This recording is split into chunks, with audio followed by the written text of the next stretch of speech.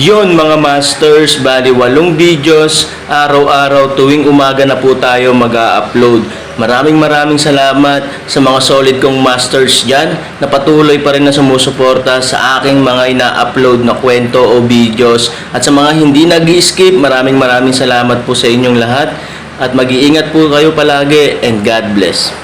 Magandang gabi mga masters, bali ngayon po ay 8 videos po ma-upload ko po sa aking YouTube channel.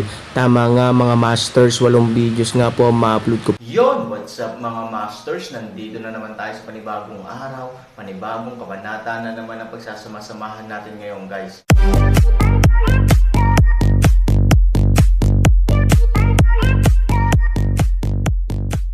Bali mga masters, kung bago ka pa lang po sa aking YouTube channel, please click the subscribe button, lalong-lalo na po yung notification bell guys, para maging connected pa rin tayo sa isa't isa at maging updated kayo sa mga susunod ko pang video.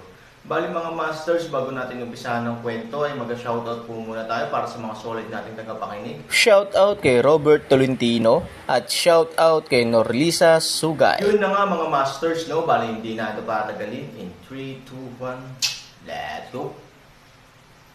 Mga master, 8 video na ang mapapakinggan nyo everyday, 4 sa umaga at 4 sa gabi. Salamat mga master. Aaron, para saan ito? Nagpapanggap ka bang matangkad? Ngunit kung nais mong i-install ito, para saan ang ginagawa mo sa pag-aayos ng kama? Kuya Aaron, tama ba ang narinig ko? You want me out. Tumanggaw si Aaron at sinabing, syempre hindi ka nagkamali ng narinig. Ano bang problema? Pero pinaayos mo ako ng kama. Tumayo si Aaron at ngumiti sa natulala na si Fumei. Oh, oo, may kaibigan akong darating ngayong gabi. Kaibigan. Hindi maintindihan ni Fumei.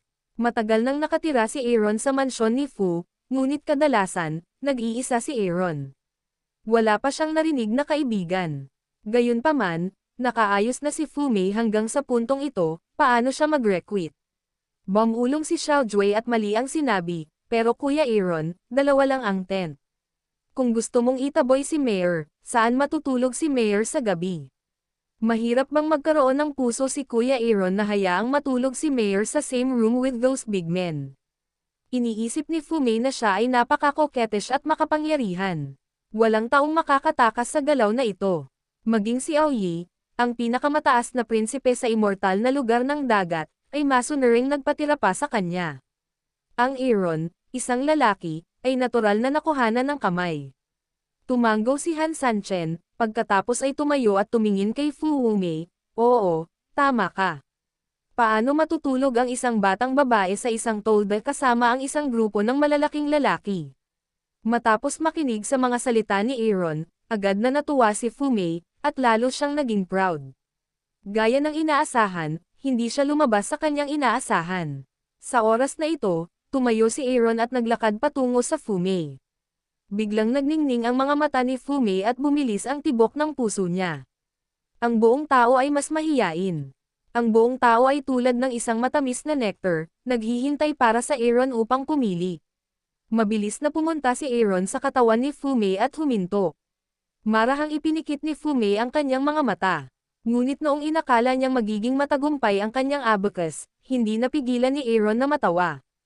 Tinapik siya nito sa balikat at tinulak palabas, so, masasaktan lang kita matulog sa labas ngayong gabi. Si Fumei ay ganap na natigilan. Binuksan niya ang kanyang mga mata at hindi makapaniwalang tumingin kay Aaron. Sa oras na ito, ang tunog ng mga yabag ay nagmumula sa labas ng tolda. Pumasok ang isang babaeng may madungis na mukha at isang plain linen na damit. Siya ay peach pagkatapos ng simpleng makeup. Noong una, gusto ni Aaron na maging lalaki siya, ngunit nang magsimula ang Aaron mula sa Tianlong City, nakita niyang nagmamadali siya at natanggal ang kanyang sombrero. Ngunit nakinig siya sa mga salita ni Aaron, dahil sa takot na maantala ang Aaron, kaya anuman ang imahe, pinulot niya ang isang tumpok ng putik at inilagay ito sa kanyang mukha. Anong ibig mong sabihin? Sino siya? Kakaibang paraan ni Fumei. Kaibigan ko. Biglang nanlaki ang mga mata ni Fumei. Kuya Aaron, ibig mong sabihin, hayaan mo akong matulog sa labas, natutulog siya. Natutulog siya sa loob. Tumanggaw si Aaron. You want me to sleep out? Kuya Aaron, may misunderstanding ka ba tungkol sa salitang, Lian Xiangguiyu? Napatingin si Fumei sa babae ng masama. May mali sa kanya, di ba? Napakaganda at kaakit-akit ng babaeng ito na nakasuot ng basahan, nababalot ng dumi ang ganitong klaseng babae, sa labas ba siya matutulog? Tuldok, basta besurero na babae, sa labas siya matutulog at sa loob ako matutulog. Biglang nagalit si Fumei, na puno ng hindi kumbinsido.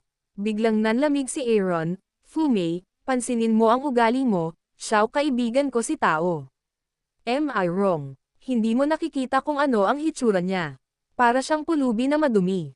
Ang ganitong klaseng babae, lalo pang natutulog na may kasamang grupo ng mga lalaki sa labas, ay hindi makahawak ng baboy. Sa kulungan ng baboy, ang malamig na paraan ni Fumei. Mahirap para sa isang mayabang na babae na umamin ng pagkatalo. Mas mahirap para sa kanya na aminin ang pagkatalo sa harap ng gayong hamak na babae. Pinipigilan ni Aaron ang kanyang galit, kaya sa tingin mo dito ka matulog, huwag, ikaw. Siyempre, kahit anong anyo o itsura ko, alin ang hindi nagtatapon sa kanya. Higit pa rito, hindi niya may kukumpara ang background ng kanyang pamilya. Sumagot si Fumei ng isang paraan, tinapos ang pagsasabi, sobrang hinamak ang titig sa maliit na pitch. Aaron nanginisyan, at hindi alam kung saan nanggagaling ang tiwala sa sarili ni Fumei. Siya ay isang magandang babae, ngunit kung ikukumpara niya talaga si Xiao Tao, ito ay mas mababa ng ilang antas. Kung tungkol sa background, si Xiao Tao, bilang nag-iisang inapo ni Pango, ay mas marangal kaysa sa isa sa kanyang mga anak. Tuldok, lalabas na ako pagtapos ko ng malamig na sabi ni Aaron. Yu Fumei stares at Aaron. Aaron disdains to smile, anong problema? Napakaranggal ni Miss Fumei, ngunit ang Aaron ay talagang isang mababang uri ng basura sa asol na mundo. Alam mo, pareho siya ng amoy, di ba? Siya at ako ay, Aaron, saan ako mababa sa kanya? Nag-aapoy ang galit ni Fumei. Hindi kasing ganda ng kahit saan. Aaron malamig na paraan, nakatingin sa mga mata ni Fumei, puno ng matatag at malamig. Naramdaman ang saloobin ni Aaron, tinulungan niya si Meichi na itatak ang kanyang paa. Aaron, pagsisisihan mo ito. Mabangis na binuksan ang kurtina ng tolda, lumabas ang hangin. Nakita ng grupo ng mga gwardya si Fumei na galit na sumugod palabas, agad na tinanggap, Sister Fumei, anong problema? Ang ilang mga disipulo ng pamilyang Fu ay nagmamalasakit kay Tao. Si Fumei ay isa rin sa mga pinakakaakit-akit na walang asawang babae sa pamilya ni Fu. Kaya naman, siya rin ang pangarap na manliligaw ng maraming mga disipulo ni Fu.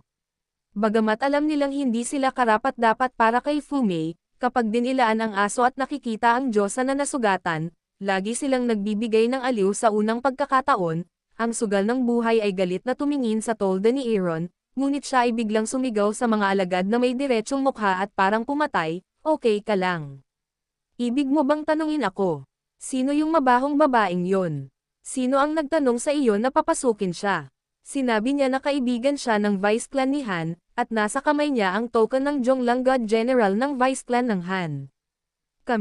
Hindi kami nang ahas na pigilan ito. Labis na naagrabyado ang disipulo. Alam din nila ang intensyon ni Fumei na magtayo ng kampo. Bagaman malapit nang ibigay ng Diyosa ang kanyang buhay kay Aaron, labis silang nalulungkot kapag naiisip nila ito, ngunit hindi sila nang ahas na makinig sa mga utos ng Diyosa. Nahanap ni Xiao Tao ang lihim na karatula ni Aaron upang manatili sa puno. Pagdating niya dito, gusto talaga siyang pigilan. Ngunit sino ang nakakaalam na kinuha ni Xiao Tao ang token ng general ng Diyos ni Zhonglang? Nagkatinginan ang ilang mga disipulo at kinailangan silang palayain, ang tanda ng Zhonglang God General.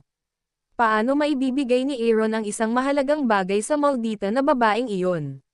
Sumimangot si Fumei. It was incredible. Pagkatapos ng lahat, sa token ng Zhonglang God General, maaari mong pakilyusan ang lahat ng mga bantay ng pamilya. Ngunit ang Aaron ay nagbigay ng isang mahalagang bagay sa babaeng iyon. Isa pa, biglang dumating ang babae ng gabing-gabi. Hindi ba obvious? Ang babaeng ito ay halatang mabangis na babae ng Aaron sa labas, nagpapadala ng mga baril mula sa libu-libong milya. Agad na nakaramdam ng hindi komportable at galit si Fumei, at naging kamao ang kanyang mga kamay. Malinaw na nakita rin ng ilang mga disipulo ang galit ni Fu Mei, at hindi nila maiwasang makaramdam ng labis na pagkabalisa. Kasabay nito, hindi sila katumbas ng halaga para sa kanya. Sister Fu Mei, bakit hindi natin isuko ang Aaron? Anyway, after going to the top of Kishan this time, he will die sooner or later. Why waste your time on him? Oo, ang Aaron ay isang mababang nilalang lamang sa asol na mundo. Ate Fu Mei, makikita mo na 8 henerasyon na siyang naging biyaya. Dahil hindi niya alam ang gagawin, nangangahulugan lamang na siya ay bulag. Panipi, tama, Ate Fu Mei, huwag kang masyadong magalit. Kung wala ang Aaron, nasa iyo pa rin kami. Ang ilang mga pagdila ng aso ay nagbibigay ng buong laro sa formula ng pagdila ng mga salita, ngunit ang mundo ay ang pagdila ng mga aso ay hindi kailanman magtatapos sa isang magandang katapusan, dahil para sa sino man, kung ano ang napakadaling makuha ay walang halaga. Hinamak ni Fu Mei na walisin ang ilang mga disipulo sa lugar, ang malamig na boses ay hinamak ang isang paraan, ikaw. Mabilis na tumango ang ilang alagad. Agad na hinamak ni Fu Mei ang pagngisi, ako Fu Mei na pakasalan ang lalaki, dapat na ang pinakamahusay sa mundo, karapat-dapat ka rin. Si Fu Mei ay mayabang. Palagi niyang ikinukumpara ang sarili kay Fu Yao. Kung gusto niyang pakasalan ang mga ordinaryong alagad ng pamilyang Fu, mas mabuting patayin sila. Agad na inihanda ng ilang mga disipulo ang kanilang mga sarili at ibinaba ang kanilang mga ulo sa pagkadismaya, pero Ate Fu Mei, mas gugustuhin pa ni Aaron na makipagkita sa ganoong klase ng babae sa gabi kaysa makipag-usap sa iyo. Hindi pa tapos ang mga salitang iyon ng disipulo, Fu Mei isang sampal na diretsyong pamaypay sa mukha ng alagad na iyon, anong ibig mong sabihin? Ibig sabihin hindi ako kasing galing ng asong iyon. Hindi man lang sumigaw ang disipulo sa sakit. Lumuhad siya at nagmamakaawa, Ate Fu Mei, I don't mean that. Umalis ka na, galit na sigaw ni Fu Mei. Agad na bumangon sa lupa ang alagad at tumakbo palayo. Ate Fu Mei, huwag mong ikumpara ang tanga na iyon. Wala siyang alam, pero hindi natuloy ang plano ngayong gabi. Ano ang susunod na gagawin natin? Natuto ang ibang mga disipulo mula sa nakaraan. Si Fu Mei ngayon ay malamig na tumingin sa likod ng alagad na umalis, nagngangalit ang kanyang mga ngipin at sinabing, naisip niya Aaron na kung hindi niya matutulog si Miss Ben, siya ay makakatakas mula sa palad ni Miss Ben. Ate Fu Mei, anong ibig mong sabihin? Nag-set up ako ng space-time na bato sa tent. Noong una, gusto kong mag-record ng ilang hindi mailalarawan na mga larawan namin at niya para magamit kapag nanalo ako sa main room sa hinaharap. Bagamat nagkaroon ng paglihis sa aking plano, hindi ito nangyari. Imposibleng i-record ang eksena niya at ng babae sa oras na iyon, gagawin ko ito upang pilitin siya. Tuldok, ngunit kung ang Aaron ay hindi, ang mga larawang ito ay ilalagay sa mundo ng lahat ng direksyon at sa grupo ng suporta. Ang Aaron ba ay nangangahas na tumanggi? Ate Fu Mei, ang taas talaga ng galaw mo. Dahil doon, puno ng kapangyarihan ang kamay ni Fu Mei. Sa isang sulok ng tent, biglang kumislap ang isang maliit na bato na mahirap hanapin. Ngunit maaaring hindi pinangarap ni Fu Mei na ang dalawang tao sa tent ay malayo sa isa't isa. Mr. Han, okay lang ba talaga ang babaeng iyon? Nag-aalalang tanong ni Xiao Tao. Kung ikukumpara kay Fu Mei, si Xiao Tao ay isang simple at mabait na babae. Ngayon lang, nang makita niyang nagmamadaling lumabas si Fu Mei, nakonsensya siya sa kanya. Pagkatapos ng lahat, para kay Xiao Tao, ninakawan niya ang posisyon ni Fu Mei. Umiling si Han Sanchen at nakangiting sinabi, "It's okay.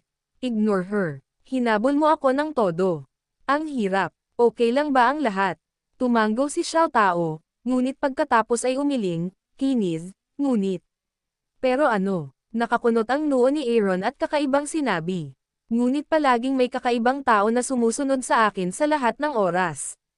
Kakaiba talaga si Xiao Tao. Matapos turuan siya ni Aaron na magsanay, mabilis siyang natuto. Bagamat hindi siya napakahusay, siya ay isang ganap na bagong magsasaka. Kaya naman, may nararamdaman siyang mali. Medyo kinakabahan si Han Sanchen nang marinig niya ito. Ang dahilan kung bakit niya inaayos si Xiao Tao na maabutin siya ng dahan-dahan pagkatapos umalis sa lungsod ay dahil ayaw niyang tulungan ang napakaraming tao na malaman ang pag-iral ni Xiao Tao, para hindi siya magdala ng anumang panganib. hindi ko inaasahang masusundan ako. Yung tumulong sa pamilya. Sumimangot si Aaron. Mariing umiling si Xiao Tao, bagamat hindi ko pa talaga nakikita ang taong iyon, tiyak na hindi siya ang tumutulong sa pamilya. Dahil noong una akong pumunta sa lungsod, palagi kong nararamdaman na may sumusunod sa akin. Ngunit sa oras na iyon, hindi ako tinuruan ni Mr. Aaron na mag-practice, kaya naramdaman ko na lang ito hanggang sa makalabas ako ng lungsod. Sa pagkakataong ito ay nararamdaman ko na talaga ang taong ito. Sinusundan mo si Xiao Tao sa lungsod. Yun na nga mga masters, no? Bali panibagong kabanata na naman yung natapos natin ngayong gabi. Muli, maraming salamat po.